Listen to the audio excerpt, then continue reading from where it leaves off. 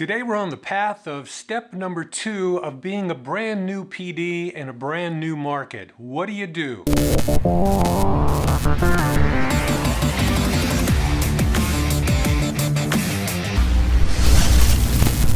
Hey buckaroos, step number 2, you're the new PD and you're going to travel to a different market and you're going to start programming a radio station. And we already did step 1, which was basically just simply looking at the websites of your competitors and of course your own radio station, just to get a sort of a feel for what do they do generally, and also, is somebody really working on those websites, which means somebody's probably working on the radio station.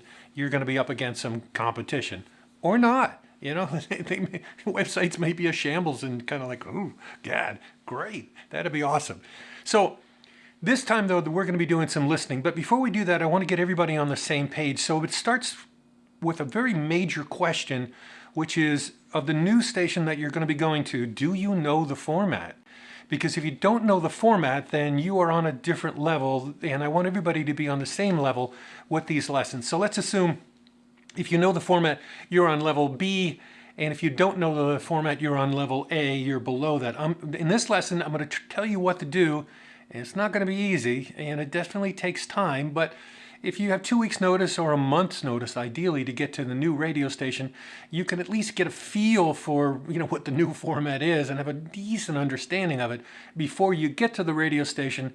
And so that would move you from level A up to level B, which is knowing the format. If you already know the format that you're going to be going to, you could probably skip ahead to the next lesson, step number 3. Although at the end of this lesson, what I'm going to do is I went back to lesson 15, which was a very long lesson. I just took out one section of that, which is simply how to tape online and what software to use that makes it super simple to get air checks of radio stations in a different market, which is what you're going to be doing. I'm going to put it on the end of this lesson. Somewhere on the screen at this moment, you're seeing the timing of where it is if you want to jump ahead to that because you already know the format. So if you're new to the format and you don't really know it that well, what I want you to do is I want you to tape online 4 or 5, and this is kind of like a minimum. I'd really do 5 if I were you. If you want to do 6 or 7, that's fine too. And what I would do is I would take 3 major market radio stations that are really successful in the format that you're going to, and I would take 2 medium market stations. And there's a reason for that. When you're in different size markets, the competing game is sort of different. If you're in a market with 50 stations, you usually have to be way more precise, and your universes tend to be smaller and a whole bunch of things like that because there's so many different choices.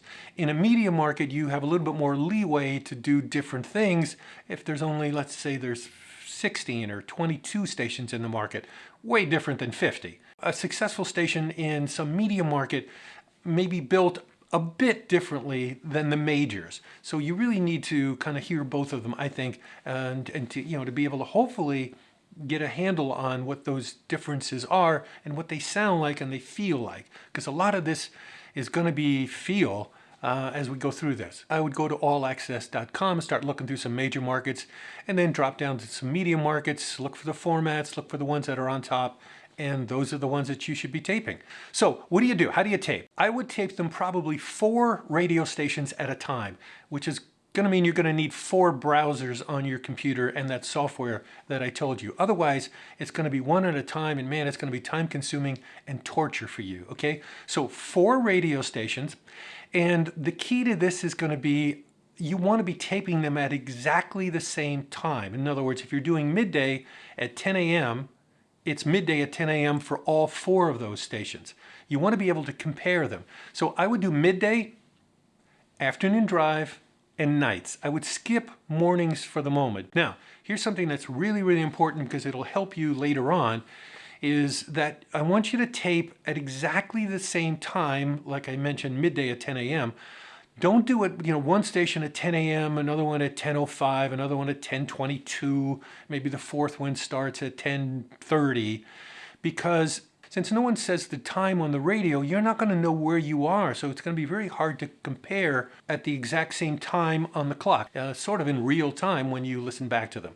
And you will listen back to them later because we're going to chop them up in in lessons to come, because you're going to need to analyze those. But for now, I just want you to listen. I want you to listen with no distractions at all. You want to listen. You don't want to be thinking about them. You don't want to be analyzing. You just want to be listening and sort of mentally taking notes, ideally with a little dictation thing. I have one that's, a little digital one. It's great. I don't know, I think it costs like $25 or that's all you really need. And then just go, about your way listening. One last thing, if the same format and it's a good radio station is in your market, listen to that one too, again, in real time. You might even want to tape it to, again, analyze it later on. Your goal is to find out, in a nutshell, what makes these stations tick. How do they feel? What appears to be the rotations? What kind of gold or current ratios do they seem to have? How are the personalities on the radio station? Are they actual personalities, or are they shut down? If you have 5 radio stations and all of the radio stations are shut down and the jocks don't say very much, well, that's sort of telling you something about the generic way to build that format. It may not be the right way, but it's definitely the generic way, and you're not going to be out to lunch with what you build if you just sort of start at that point doing what they've done. Pay attention to production. Do they have a lot of it? Do they have very little? Typically for that particular format, do they have jingles on all of the radio stations? Are they all over the place? Stuff like that. If you're feeling adventurous and you want to know something, I've done this a few times, especially when I was doing the jazz radio station, when I got on the board of directors and then had to set up the programming for it. I didn't know anything about jazz. I listened to a whole bunch of jazz radio stations trying to do everything I'm telling you here, taped them, picked them apart, and then finally I thought, why don't I just ask? Why don't I just ask some of these people what they do? And maybe they'll tell me. So, I kind of looked online and found out, okay, these have been PDs of the year in the jazz format. So I just called them. I called 3 of them. I called 3 different PDs, 3 different markets, and hey, what do you do here? What's your thinking? And this is what I've noticed, and I'm wondering about it. Can you help me out? And they were all like, yeah, sure. What do you want to know?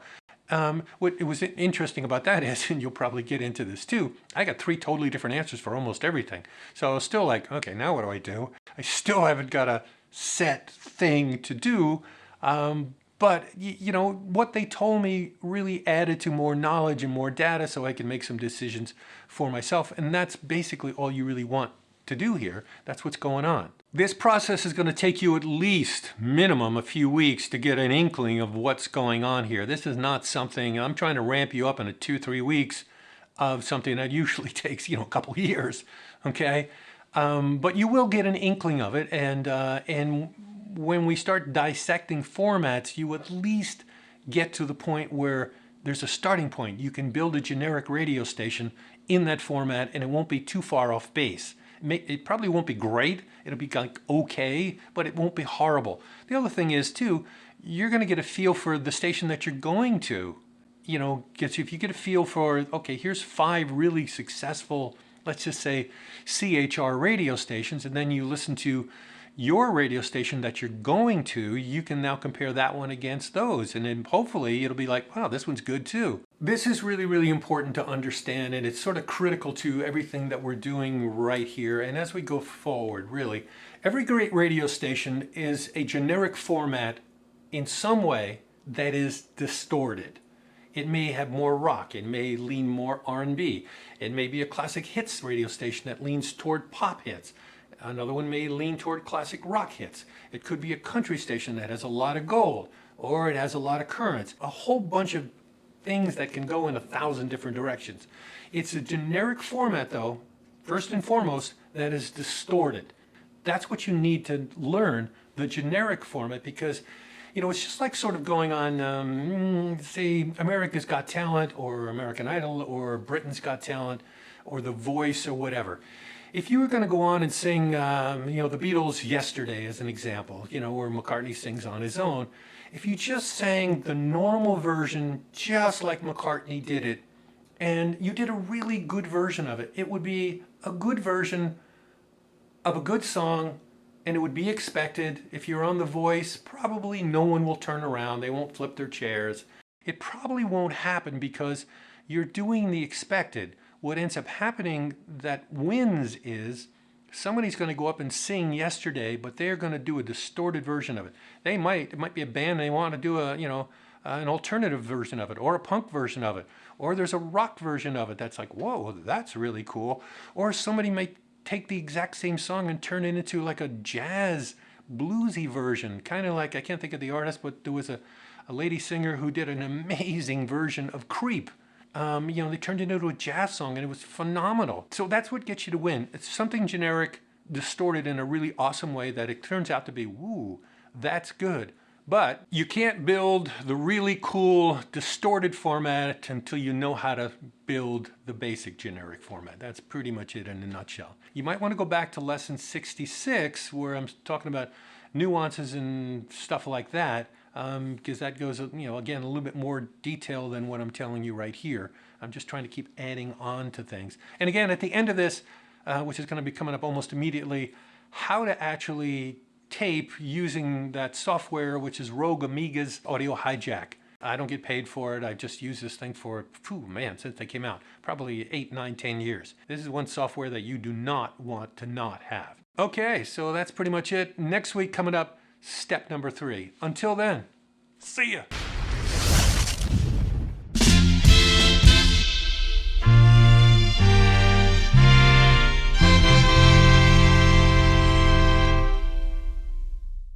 Audio Hijack, at its most basic, all it does is it records audio from your computer. I'm going to spend the most time on this program of all of these showing you because it's the most programming friendly one, I think, that directly goes to the heart of programming a radio station, but all the other ones absolutely help you in your job. Audio Hijack, and this is the main homepage. This is the company Rogue Amiga. They're in London. Again, they've been up and running for ages and ages.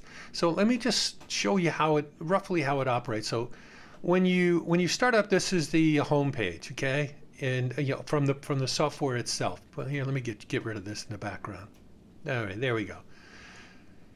So this is this is a starting point, and you can do a lot of these things that you see here. You can actually record Skype calls, you can do a podcast, you can sweeten audio, which I'll show you in a second, use the system audio, do radio.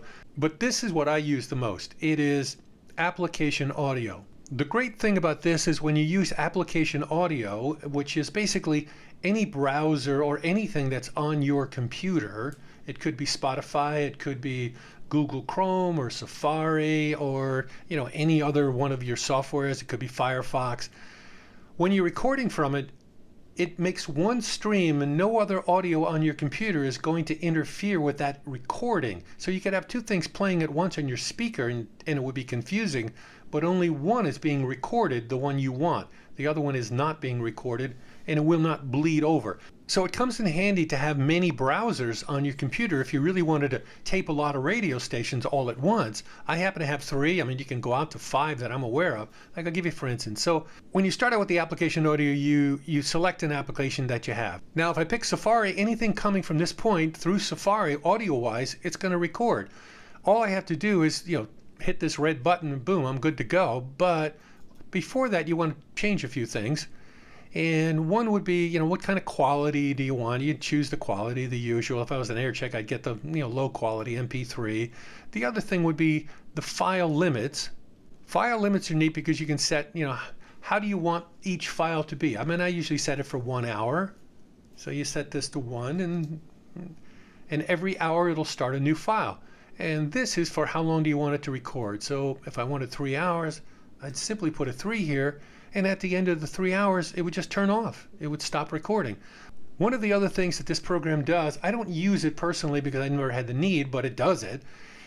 Just like a PVR or a VCR, you can set it to a particular radio station. So let's just say you want to tape Kiss in LA and you want to do it, I don't know, maybe between 3 and 6 Pacific time, but you don't know where you're going to be. You just set it and it'll turn on your computer, go to the radio station, start up recording, and then turn itself off. It's awesome. I mean, it really is. It's pretty phenomenal. You got, all the sweetening type stuff. There's a lot of effects and things. You probably, in this instance, would want to put a meter in here. So maybe you want a VU meter. And when you turn it on, everything starts to work. Let's do this for real so I can show you exactly how easy this is. So let's go to Capital in London. Let's go to the Listen tab. There it is. This is the guy that's on the air right now. And if I bring it up to play.